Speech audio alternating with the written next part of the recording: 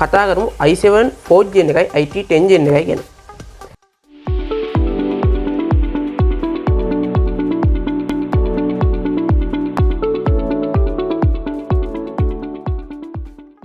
ඉතින් සියලු දෙනාම පහින්දලක YouTube channel එකට සාදරයෙන් පිළිගන්නවා. තවත් ඉන්ටරෙස්ටිං වීඩියෝ එකකට අද අපි කතා කරන්න යන්නේ ටිකක් old එහෙම නැත්නම් ටිකක් පරණ high end CPU එකක් සහ මෑතක රිලීස් වුණු එහෙම නැත්නම් ළඟදී ආපු ටිකක් performance හොඳ සාමාන්‍ය low budget CPU එක අතරේ performance වෙනස.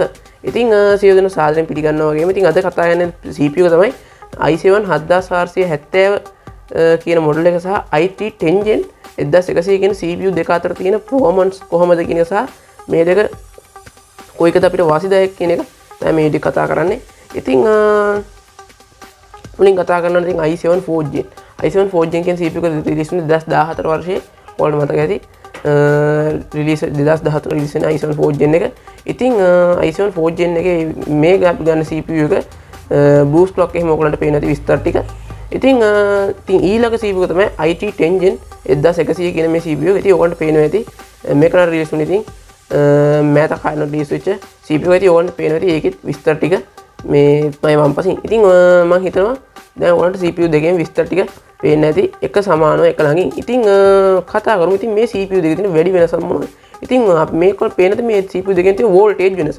ඉතින් මේ දෙකේම ඔයගලන්ට මතක ඇති i7 4th gen එක කියනවා TTP voltage එක සාමාන්‍යයෙන් i3 10 gen එකට වඩා ගොඩාක් වෙලාවට වැඩි කියලා. ඉතින් ඒ වගේ තමයි core සහ threads ගන්න.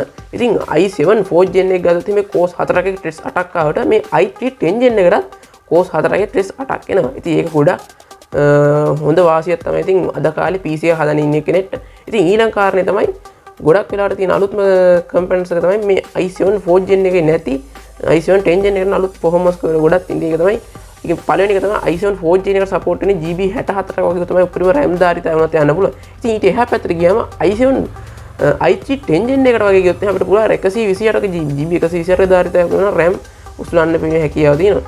ඉතින් ඒ වගේ තමයි ඔයාලට පේන්නේ මේකේ boost clock blaze clock අතර වෙනස්කම් ටික ඉතින් පේනවා. ඉතින් මේ පල්ලෙහා දාලා තිනවා.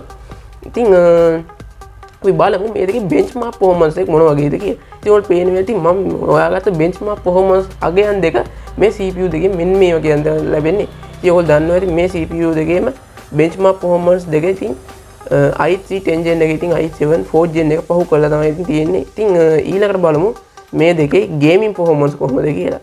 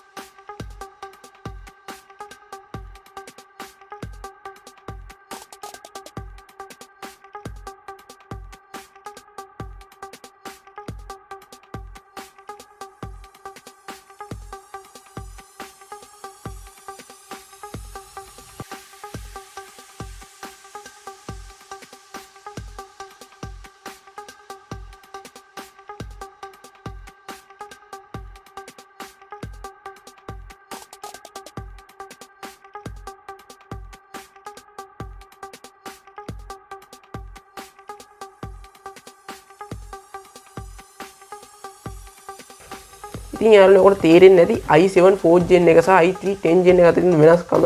ඉතින් කවුරු i7 4th gen එක ගන්න ඉන්නව නැති මම නම් රෙකමන්ඩ් කරන්නේ i3 10th gen එකට යන්නේ ගොඩක් හොඳයි කියලා. ඉතින් හැමෝම තවත් මේ වගේ CPU කම්පැරිසන් එකකින් ඔයගොල්ලන්ට සුබ දවසක්.